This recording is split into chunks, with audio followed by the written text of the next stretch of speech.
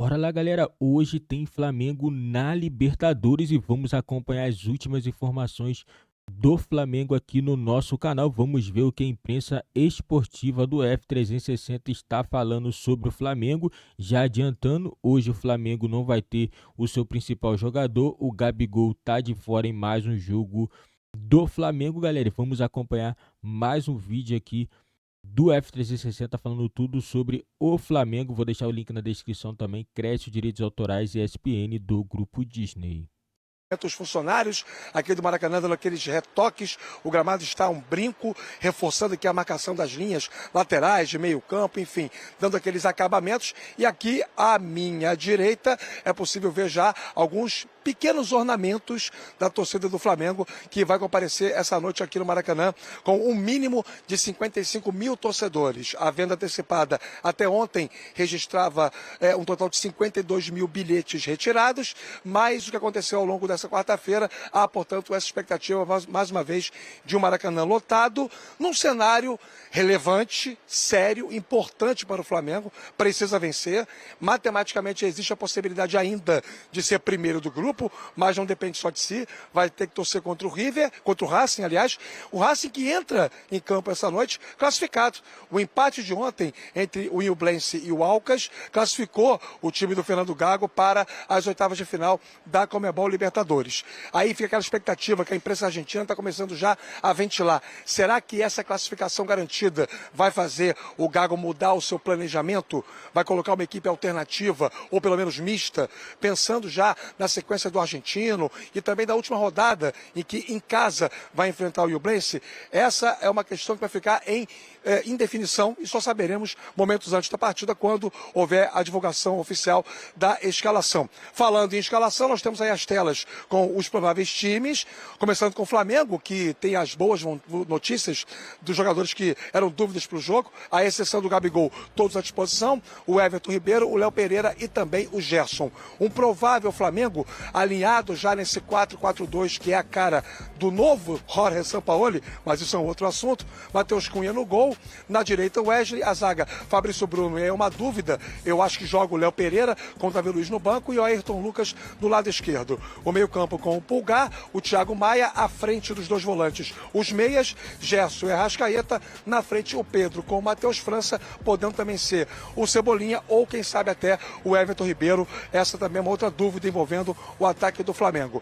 Do outro lado, o técnico Fernando Gago, se não resolver poupar a sua equipe principal, vai mandar a campo Arias no gol, Mura na lateral direita, a zaga com o Piove jogando ao lado do Sigali e na esquerda o Gabriel Rojas. O meio campo com o Moreno e o Jonathan Gomes, os dois volantes, dá para ver que é um esquema aí 4-2-3-1. Pela direita o Matias Rojas, que a partir de 1º de julho será jogador do Corinthians, Oroz, o craque do time, e o veterano Rauch lá do lado esquerdo. E no ataque, Paolo Guerreiro, que provavelmente vai ser muito hostilizado esta noite aqui no Maracanã pela torcida rubro-negra.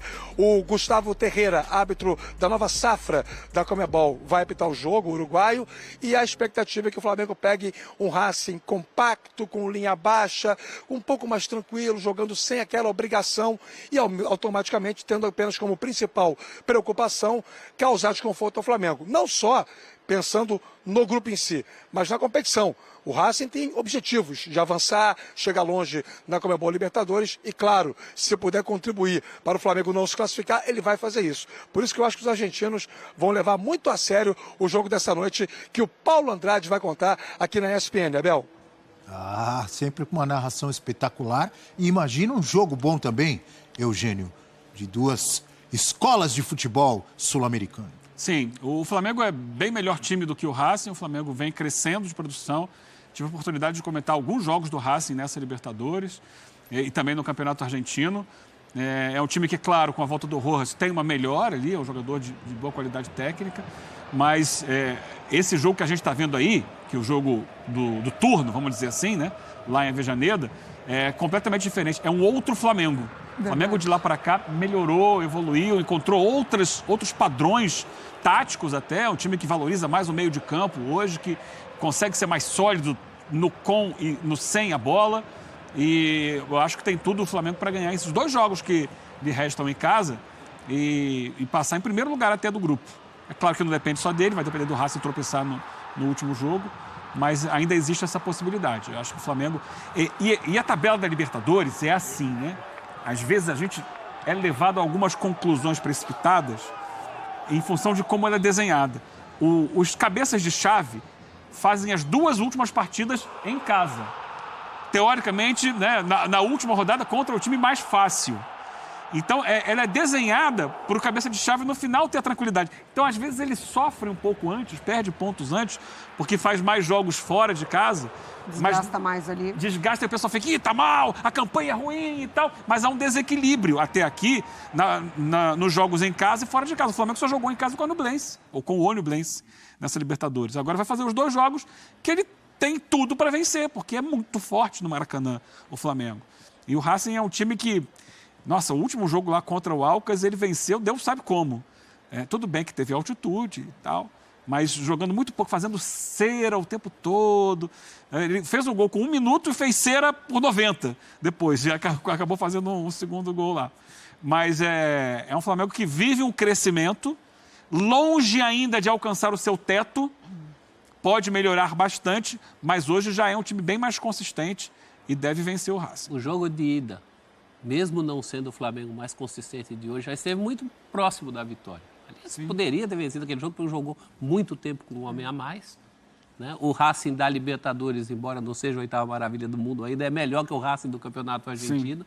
Né? Então, mais um motivo aí, o Rafa levantou do Racing levar a sério porque a Libertadores tem sido a aposta do Racing, de qualidade de jogo do Racing. E o empate de ontem também, o 0-0, né? Que o Rafa citou, ajudou também o Flamengo, porque do ponto de vista de classificação, ele ficou muito confortável, pelo menos por uma segunda vaga, só não se classifica se perder os 2 jogos. Acho que isso não vai acontecer, né? Foi em Nublense e Alcas. Alcas. Onde foi o jogo? 0-0 na altitude lá de Quito. Em Quito. Com o Alcas perdendo pênalti, né? Ainda teve isso. A gente tem uma tela para falar do Gabigol, desfalque mais uma vez nesse Flamengo do Sampaoli. Olha aí. Números do Flamengo este ano com e sem o Gabigol. Com ele, 31 jogos, um aproveitamento 53,8%, 15 vitórias. 5 empates e 11 derrotas. Eu não atribuiria essas derrotas, ou esse aproveitamento menor com o Gabigol, ao Gabigol, óbvio que não, pelo menos na minha opinião. E aí a média de gols marcados em 94, sem o Gabigol, são só 6 jogos, então é um recorte bem menor, né? E um aproveitamento bem maior, de quase 90%. Tem a ver com o momento do time, troca de técnico toda hora, estava num momento pior. Pelo menos é o que eu penso, não é, Rafa? E olha os jogos ali, ó. 4 no Carioca contra a Portuguesa, Bangu, Resende, Botafogo. 2 no Brasileiro contra o Goiás, em casa, e o Vasco. Os adversários. Sem ele. Aí você tem que levar em consideração quem o Flamengo enfrentou. E assim, o que a gente percebe do Gabigol, em termos gerais, assim, é um nível de entrega, dedicação, comprometimento coletivo superior ao que demonstrava na era Vitor Pereira. Na fase final do Vitor Pereira, ele até tentou ser o Gabigol total. Sabe aquele jogador que quer aparecer em todos os espaços do campo, quer buscar a bola, quer chamar, quer levar o time ao ataque?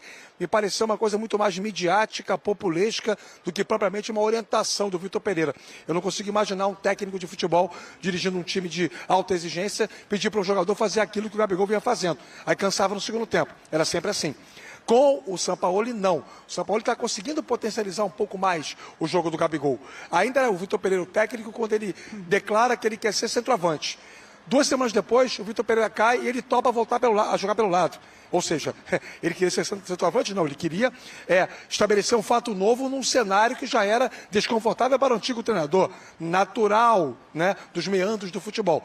Bom, com o Sampaoli, que é o que importa, ele está jogando, está performando, está atuando pelo time, pode não ter uma incidência de artilharia com a qual está acostumado, mas ainda é um jogador muito útil e, obviamente, por ser muito útil, por ser também o ídolo dessa torcida, vai ser uma ausência bem sentida essa luta contra o Racing. O Flamengo vai ter que ter paciência.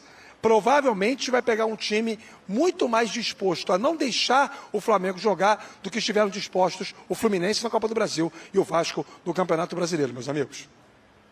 Muito obrigado, Rafa Marques, ao vivo do Maracanã. Como você disse, Templo dos Campeões. Bom trabalho por aí, Rafa. E tomara que tenhamos um grande jogo entre Flamengo e Racing, com vitória rubro-negra.